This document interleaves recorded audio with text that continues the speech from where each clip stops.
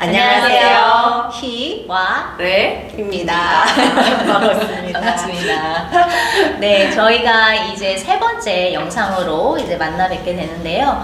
몸에 대한 균형감 있는 시각을 갖기 위해서는 교육 과정에서부터 우리가 경험하고 학습하여야 된다라는 이야기를 오늘 좀 나눠보려고 합니다.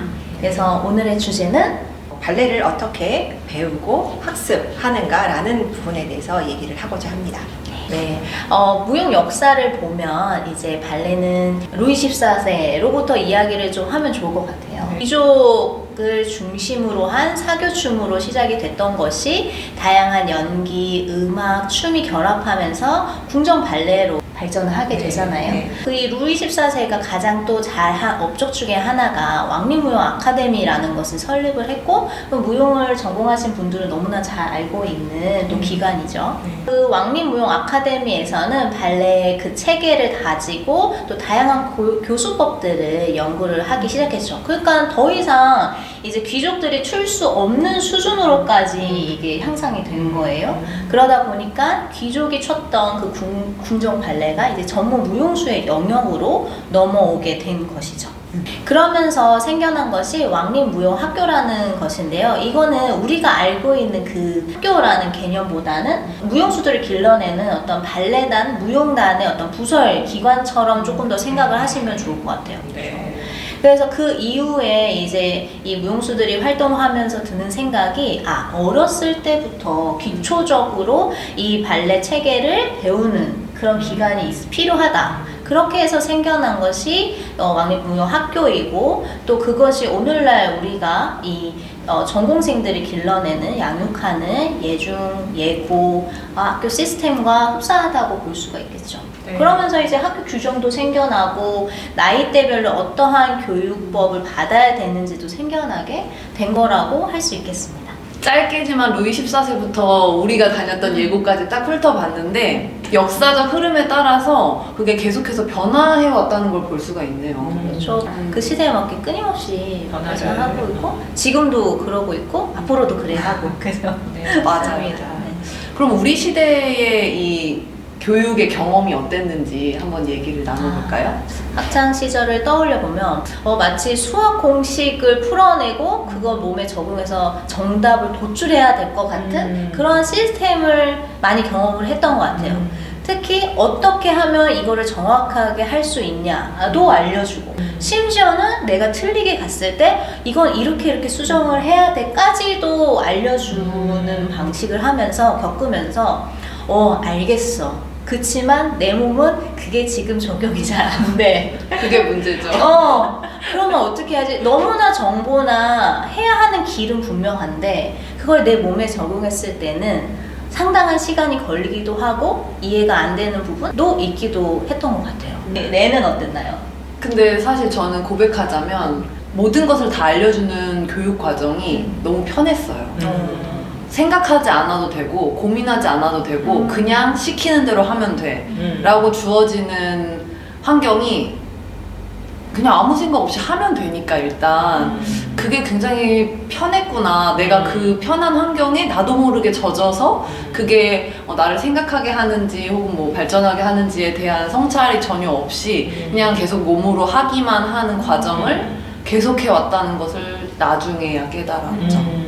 무용단에서 이제 활동을 할 때 다양한 움직임 수업들을 할 때 대체적으로 이러한 이제 시스템에서 공부를 한 무용수들은 주어지는 것은 굉장히 성실하게 잘 해냅니다. 현장에서의 작업은 어떤 자기의 어떤 그 개성이 필요한 부분이 있고 그리고 창의적인 그 사고를 끊임없이 하면서 이거를 상호적으로 교류를 해야 되잖아요. 그런데 그런 부분에서 굉장히 어려움을 느끼기도 했고, 이제 안무가만 그런 것들을 느끼는 것이 아니라 무용수 스스로도 굉장히 답답해하고, 그런 부분에서 우리가 이 무용을 배운다, 뭐 발레를 배운다라고 하는 그 과정에서 이러한 것들이 교육이 되어져야 되는구나, 배움이 있어야 되는구나 라는 생각들을 좀 하게 됐죠. 춤이라는 게 워낙 보여지고 외적인 형태로 들어가는 것이 강하기 때문에 어떤 개개인의 내면에서 일어나는 경험이나 이런 것들을 자칫 놓칠 수가 있고, 또 정말 지난 시간에도 얘기했지만 그 자기의 그런 경험이나 생각을 내 언어로 표현을 해보거나 또 그거를 누군가 공유를 해보거나 이러한 시간은 충분히 주어지지 않았던 것 같기는 합니다. 네.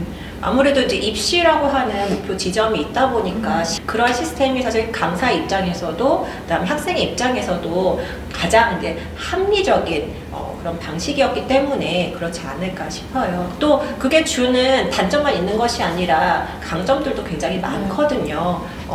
그럼에도 불구하고 이제 우리가 이런 얘기를 나누는 것은 이렇게 우리가 좀 쉽게 좀 간과할 수 있는 그러한 시각들을 우리가 좀 끄집어 와서 어떻게 하면 이것들이 좀 상호적으로 서로 보완을 하면서 좀 더 나은 교육의 환경을 좀 만들 수 있을까라고 하는 지점일 것 같아요.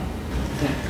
이런 교육 과정을 통해서 제가 되게 시키는 거를 잘 춤추는 기계는 될 수 있겠다라는 생각을 하기는 했어요. 근데 뭔가 내 작품을 만든다거나 아까 선생님 말씀하신 것처럼 타인과 뭔가 상의를 통해서 어떤 창의적인 작업을 할 때 내가 가지고 있는 소스?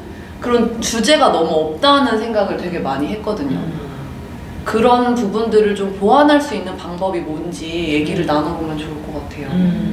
매님이 이제 말씀하신 것처럼 새로운 것들을 창출해내기 위해서는 사실 나로부터 시작을 해야 되고 나를 알아야 그것이 가능할 것 같거든요. 지금 현재 이 우리나라의 교육 근데 일방적으로 학습이 되어지는 것이 아니라 학습하는 방법을 스스로 알고 스스로 수행해 나갈 수 있는 그런 힘을 키우는 것이 굉장히 대두되고 있습니다. 그래서 무용 교육에 있어서도 그런 것들이 좀 부족했기 때문에 그렇게 느끼지 않으셨을까 싶어요. 좀 더 쉽게 예를 들자면 발레를 전공한 학생을 만난 적이 있는데 질문을 한 적이 없대요. 맞아요. 선생님이 하라는 대로 하는 것만으로도 벅차기도 하고 자기가 그것이 맞는지 틀리는지 판단을 할 수가 없기 때문에 왜 너는 이것도 몰라라는 얘기를 들을까봐 질문을 못 한다는 거예요. 또 반면에 선생님 같은 경우에는 수업 시간에 학생의 목소리를 들은 적이 없다는 거예요. 내가 학생한테 질문을 한 적도 없고 학생이 뭔가 질문을 할 시간도 주지 않았구나 라는 걸 그때서야 좀 인식을 하시더라고요.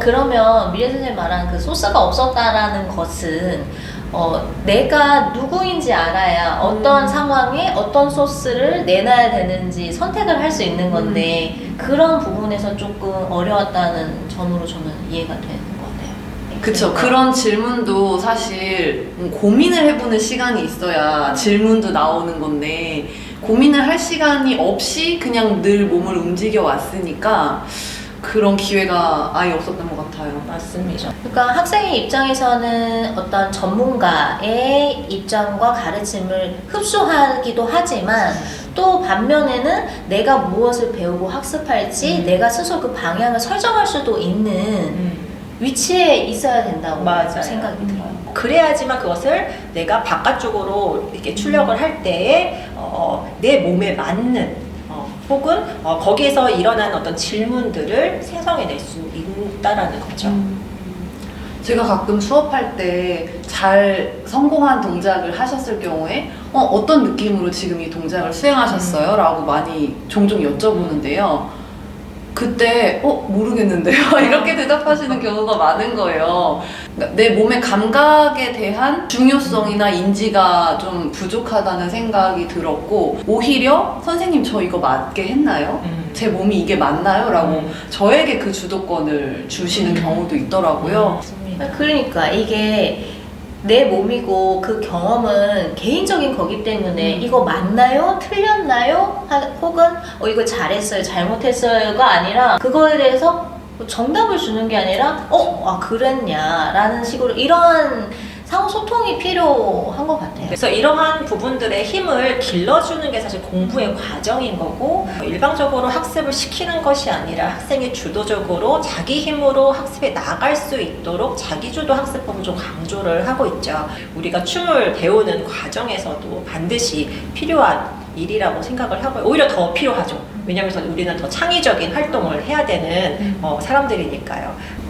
그래서 지금 말씀하신 게 저희 썸네일 메인 첫 화면에 있는 그 A, B, C 저희가 적어놨는데 이거 분명 영어 컨텐츠 아니라 A, B, C 영어 컨텐츠 아니고요. 네, 저희가 지향하는 그 깨어있는 알아차리는 발레를 어떻게 하면 코칭할 수 있을까의 약자입니다. 그렇죠? 네.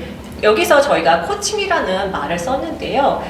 그래서 티칭은 일방적으로 우리가 왔던 길을 안내를 하는 거기 때문에 변화되는 시대를 살아가고 있는 인재들에게 아주 적합하다라고 얘기는 할 수 없을 거예요. 근데 그들이 스스로 그 길을 개척해 나갈 수 있도록 그냥 길을 안내하는 것이 더 필요하다라는 의미에서 코칭이라는 용어를 가져왔습니다. 또 사실 이제 성인 발레의 경우에는 발레 이외에 다양한 경험이 있으신 분들이 오시는 경우도 있기 때문에 내가 누굴 가르친다는 개념이 맞는 건가라고 고민해보기에 더 알맞은 환경인 것 같아요. 그래서 저는 뭐 어떤 기술을 뭐 가르친다기보다 그냥 이 사람이 가는 길을 내가 옆에서 함께 가준다는 개념으로 생각하기에 네. 더 잘 알맞는 것 같아요. 네, 맞습니다. 그러니까 이것들이 보면은 춤을 그러니까 혹은 발레를 그냥 내가 습득하는 것을 넘어서서 이거를 내 전공 분야에 아니면 나의 환경에 얼마든지 변화시키고 응용하고 적용할 수 있는 어떤 그러한 힘을 길러주는 거에 조금 더 포커스가 있다라고 얘기를 할 수 있을 것 같습니다. 저희가 다음 영상에서는 이렇게 전공자뿐만 아니라 비전문가 혹은 일반인들 이렇게 무용을 배우는 학습자층 계층이 넓어지고 또 춤의 목적도 그에 따라서 다양해지는 현재의 무용교육 현장에 대해서 조금 더 이야기를 나눠보도록 하겠습니다. 그럼 오늘 영상은 여기서 마무리하겠습니다. 모두가 행복하게 춤추는 그날까지 A, B,